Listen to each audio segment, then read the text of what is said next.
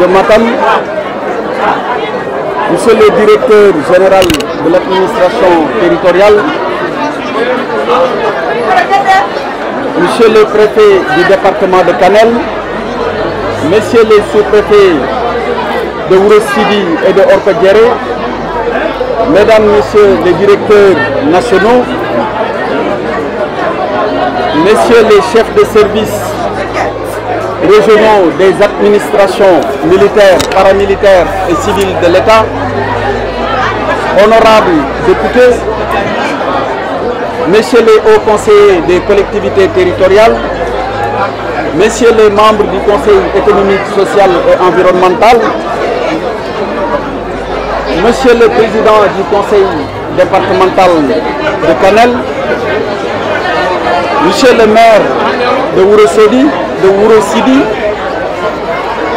Messieurs les maires, Messieurs les chefs de village de Ouro Sidi et de Sintian, Mesdames et Messieurs les présidents d'associations et regroupements de jeunes et de femmes, autorités religieuses et coutumières, Mesdames et Messieurs, chers invités. Aujourd'hui, nous assistons à l'inauguration de la sous-préfecture de Ouro Sidi, qui a été un souhait longtemps exprimé par les populations de la localité. En effet, depuis sa création en 2008, à la suite du découpage administratif, l'arrondissement de Ouro Sidi ne disposait pas de locaux pour accueillir la sous-préfecture qui était logée dans une maison conventionnée à Sintou Bamambé, à 10 km d'ici. Ainsi, la réalisation de ce beau bâtiment, sur instruction de son Excellence, Monsieur le Président de la République, Macky Sall, vient satisfaire une vieille demande sous-tendue par un besoin de proximité des services de l'État et des usagers pour une célérité dans la délivrance des offres de services publics, telles que l'a rappelé tout à l'heure le maire de Ouro Sidi.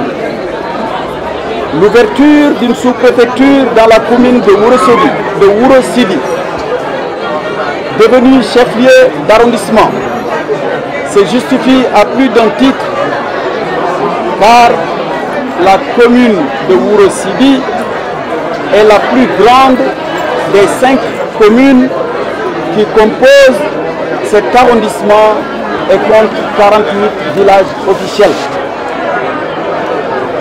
Eu égard à sa position, la nouvelle sous-préfecture de Ouro Sidi sera plus facile d'accès pour les populations de la localité, située entre 3 zones géographiques, notamment le Ferlo, le Djeri et le Dandemayo.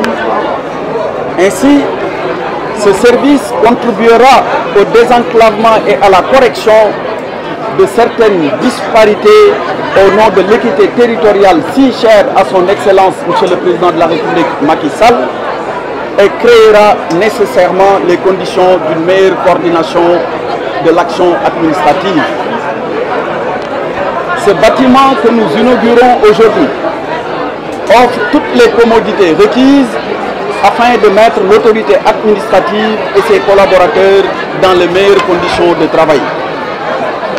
Cet édifice, il faut le rappeler, entre dans le programme de modernisation de l'administration territoriale initié par son Excellence le Président de la République Macky Sall.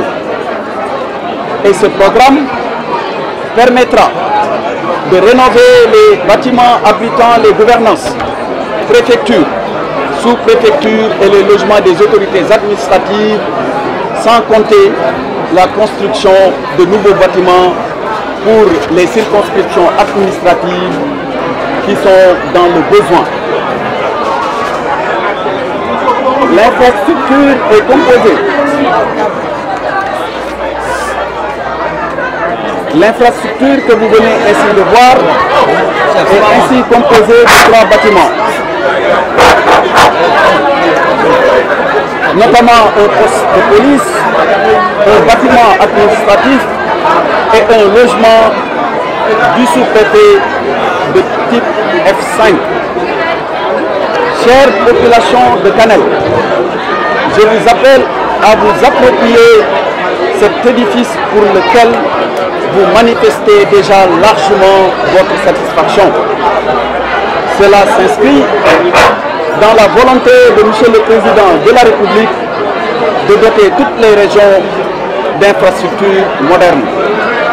Ainsi, l'inauguration de la sous-préfecture de Mourossidi vient s'ajouter à une longue liste d'infrastructures réalisées par l'État dans la zone, notamment la réhabilitation de la route nationale numéro 2, le désenclavement du Ferlo, l'électrification rurale, la construction de 2 zénos à Orkadjéré et un autre à Kanel, la réalisation des ponts de Gangué-Soulé et Wendi Bosséabé qui désenclavent une partie du Dandé-Mayo.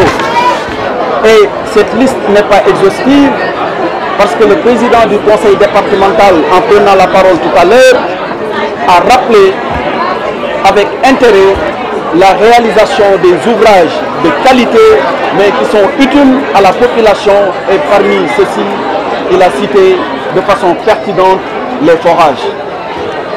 C'est dire donc toute l'importance que le chef de l'État accorde à cette localité, qu'il ne cessera d'appuyer dans tous les domaines d'activité. Je ne saurais terminer mon propos sans remercier les autorités religieuses à la tête desquelles se trouve l'imam, qui nous ont accueillis ici et ont tenu à formuler des prières pour le chef de l'État, pour le gouvernement, mais également pour l'ensemble des populations. Je vous remercie de votre aimable attention.